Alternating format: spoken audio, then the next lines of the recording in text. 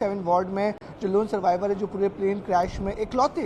जिंदा बचे थे, उससे प्रधानमंत्री नरेंद्र मोदी जरूर बातचीत करेंगे और उनसे जानेंगे उनके हालचाल कैसे हैं। लेकिन रूबिका, आपको एक अपडेट देना चाहूँगा कि जिस तरीके से जो लोन सर्वाइवर है उसने साफ तौर पर कहा कि जो फ्लाइट जब टेक ऑफ हो रहे थे सिर्फ 30 सेकंड में ही सब कुछ हो चुका था। उन्होंने बताया कि अपनी जो स्टेटमेंट दी, जो फर्स्ट स्टेटमेंट लोन सर्वाइवर के आई थी, उसमें कहा था कि एक फ्लाइट जब उड़ी थी तो अचानक तेज़ आवाज़ हुई। तेज़ आवाज़ होने के बाद चारों तरफ आग की लपटें शुरू हो गई और जो वो सीट थी 11A वो इमरजेंसी डोर के पास थी। तो उन्होंने तुरंत तरीके से जब लगा कि वो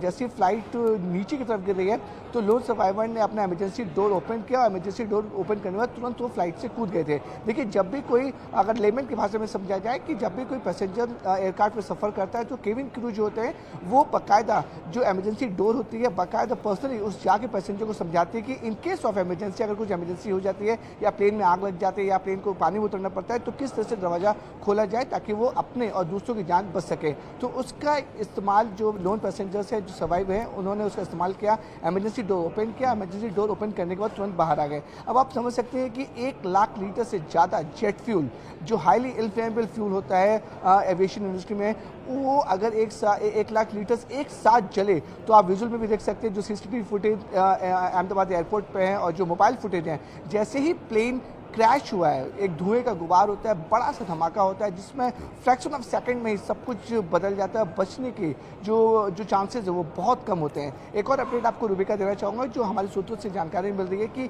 आखिरकार ये प्लेन क्रैश की सबसे पहली वजह, बहुत प्राइमरी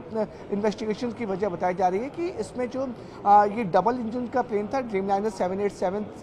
2011 में ये इंडक्ट हुआ था एयर इंडिया में, और ये काफ़ी बड़ा जहाज़ और सबसे सेफेस्ट जहाज़ माना जाता है बोइंग का। इसमें ये बताया जा रहा है कि जब ये टेक ऑफ हुआ और SOP के अनुमान, जब भी फ्लाइट टेक ऑफ होती है तो सब कुछ एयरक्राफ्ट चेक किया जाता है। प्राइमरी फेसी में ये पता चल पा रहा है कि जो इंजन है उसमें जो प्रॉपर होता है, जो पंखे की तरह होता है, प्रॉपर इंजन में जो फ्यूल है वो सही मात्रा में नहीं पहुंच पा रहा था, जिसकी वजह से इंजन पे बहुत ज़्यादा प्रेशर आया और दोनों इंजन एक साथ फेल हुए। जिसके बाद जब इस स्थिति में जब दोनों इंजन एक साथ फेल होते हैं तो पायलट के पास नामुमकिन होता है उस प्लेन को हैंडल करना। अगर एक इंजन फेल होता है तो फिर पायलट किसी भी तरह से एक इंजन के भरोसे नियरेस्ट एयरपोर्ट पे या फिर गो अराउंड कर वापस इमरजेंसी लैंडिंग कर सकता है। लेकिन इस सिचुएशन में आप देख सकते हैं 40 सेकंड के अंदर दोनों इंजन फेल होते हैं। पायलट के पास सिर्फ मेडे मेडे मेडे यानी कि जो इमरजेंसी मैसेज होता है ATC को भेजने के लिए, उसके अलावा कुछ भी नहीं था। 40 सेकंड में सब कुछ खत्म हो गया। ये बहुत ही primary facie investigation report news 18 India के पास लगी है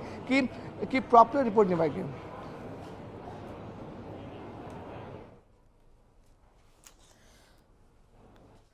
देखिए, सिविल अस्पताल में ये हमारे संवाददाता मौजूद हैं और बता रहे थे कि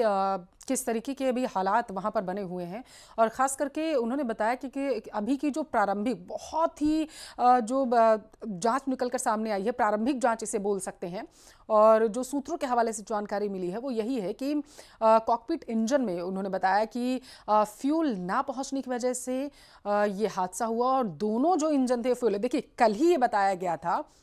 कि संभवतः ऐसा हुआ होगा कि विमान के दोनों इंजन जो हैं वो फेल हुए होंगे और इसी वजह से विमान जो है वो क्रैश हो गया, और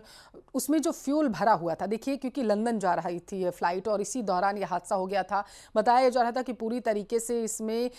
मेंटेन किया गया था इस विमान को, और फ्यूल जो है भर के ये लंदन की तरफ जा रहा था, और जब हादसा हुआ, विमान में ब्लास्ट हुआ, तो पूरी तरीके से आग के गुबार में वो विमान जो था लिपटता हुआ नजर आया, क्योंकि फ्यूल जो उसमें भरा हुआ था, जो ऑयल था उसने पूरे विमान को अपनी जद में ले लिया था, और यही वजह थी कि हादसा इतना ज़्यादा विभत्स रहा। हमारे संवाददाता जो बता रहे थे कि एक्सक्लूसिव जो सूत्रों के हवाले से जो जानकारी मिल पाई है कि कॉकपिट इंजन में ऑयल ना पहुंचने की वजह से दोनों इंजन्स पे प्रेशर जो था वो हद से ज़्यादा हो गया, और उन्होंने बताया कि किस तरीके से जब दोनों इंजन एक साथ फेल होते हैं तो पायलट के कंट्रोल से विमान बाहर चला जाता है, और जैसा उन्होंने बताया कि कुछ सेकेंड्स में ये पूरा घटनाक्रम हुआ, ये पूरा हादसा मात्र 40 से 45 सेकंड में पूरा विमान जो था वो आग की लपेट में आ गया और उसके बाद पूरा मलबे में एक तरीके से तब्दील हो गया था वहाँ पर विमान। वो तस्वीरें हमने आपको देखी, बेहद ही हैरान करने वाली दरअसल ये तस्वीरें। बोइंग के इतिहास को अगर हम देखें और अगर हम ये भी देखें कि किस तरीके से विमान हादसे हुए हैं, तो उसमें इस तरीके का हादसा कभी देखने को नहीं मिला हुआ है। देखिए, घटनास्थल का पीएम मोदी ने दौरा कर लिया है। तस्वीरें आपके टेलीविजन स्क्रीन पर हैं। पीएम मोदी कार में बैठ चुके हैं और वहां से उनका काफिला संभवतः अब रवाना होता हुआ यहां से नजर आ रहा है। अब देख सकते हैं, घटनास्थल का जायजा किया, अस्पताल पहुंचे पीएम मोदी, घायलों से मुलाकात की, घायलों का जो डॉक्टर्स इलाज कर रहे हैं खास करके उनसे पीएम मोदी ने मुलाकात की।